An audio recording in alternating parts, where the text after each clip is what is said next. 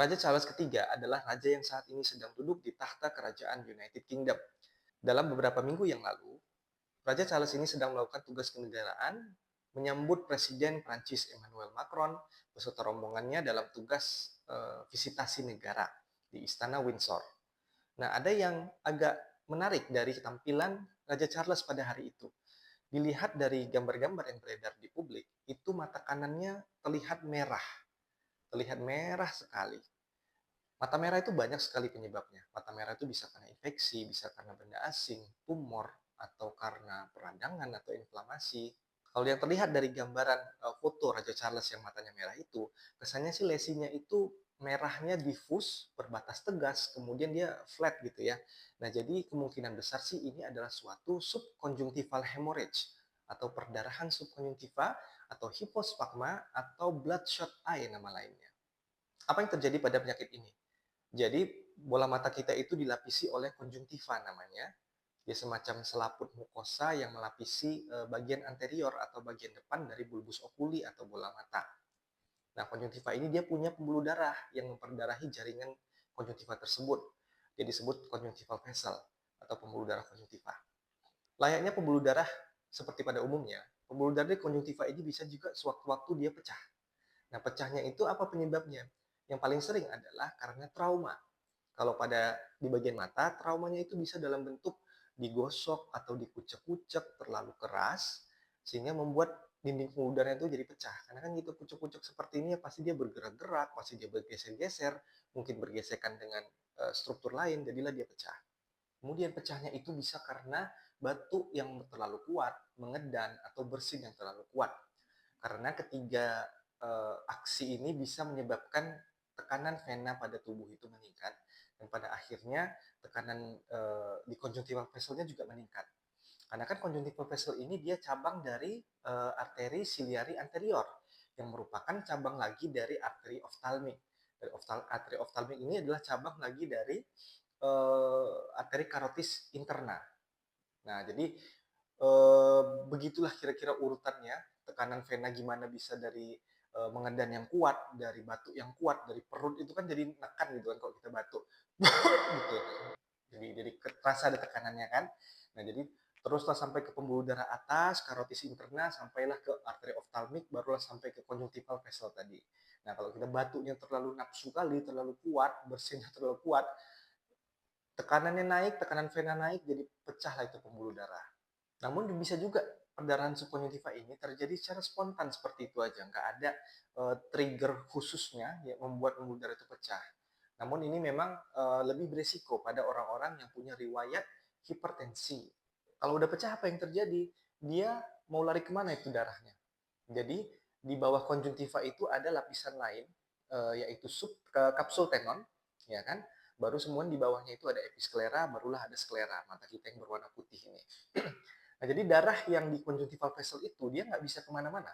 Karena space di antara konjungtiva dan kapsul tenon tuh nggak ada celahnya. Dia mau keluar dari mana? Dia kedap gitu kan. Nah, jadi dia tertahan di situ aja darahnya.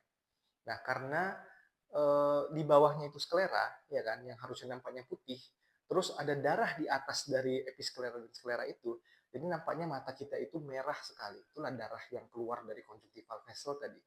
Kan letaknya sebatas di situ aja kan, dia nggak bisa masuk ke anterior chamber, nggak bisa masuk ke posterior chamber, ataupun mengganggu kornea. Jadi penyakit ini cenderung tidak mempengaruhi penglihatan. Dia tidak berbahaya terhadap penglihatan. Bisa juga faktor risiko terjadinya perdarahan subkonjungtiva itu adalah penggunaan obat-obatan. Contohnya adalah kortikosteroid jangka panjang dan antikoagulan seperti warfarin.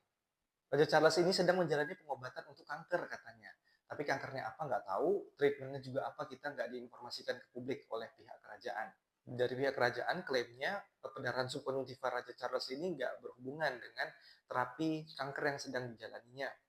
Nah, cuman ini kan kita nggak tahu apa terapi kankernya. Bisa aja mungkin dia menjalani suatu kemoterapi.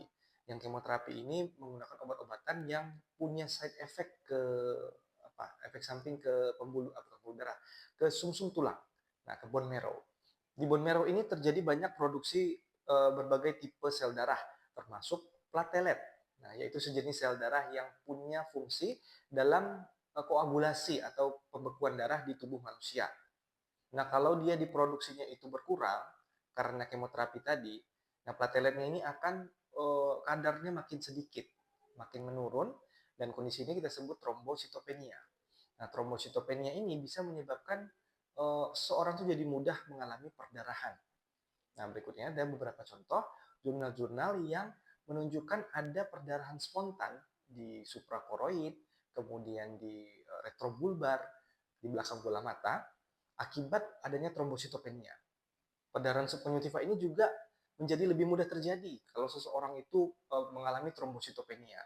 Makanya mungkin orang-orang yang menjalani treatment untuk kanker, nah punya potensi untuk mengalami perdarahan subkonjungtiva itu lebih tinggi.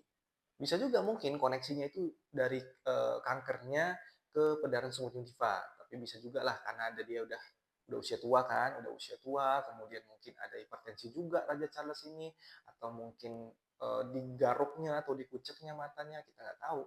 Untuk tata laksananya, perdarahan subkonjungtiva ini sederhana. Biasanya kita pakai konservatif saja. Seperti kita anjurkan untuk mengkompres dingin mata yang kena, berfungsi untuk mempercepat penyerapan kembali oleh tubuh. Dan biasanya kalau dibiarkan pun, perdarahan subkonjungtiva ini akan hilang sendiri dalam waktu 1-4 minggu, ada yang 1-2 minggu, bervariasi tiap masing-masing orang.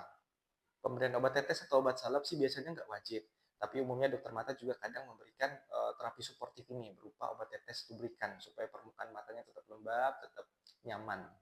Tidak perlu khawatir kalau untuk prognosis penyakit dari pendarahan subkonjungtiva ini sih baik.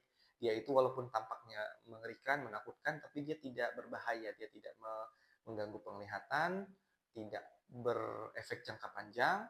Darahnya itu hanya sekedar tertahan di situ dan akan diserap kembali oleh tubuh. Mudah-mudahan kondisi mata Raja Charles segera membaik, bisa beraktivitas seperti biasa. Kalau Bapak Ibu ada yang matanya seperti itu juga, nggak usah khawatir. Kalau memang Bapak Ibu khawatir juga, bawa aja ke IGD atau ke rumah sakit mata, nanti akan diperiksa oleh dokter matanya, akan diberikan obat, tapi jangan dibawa panik.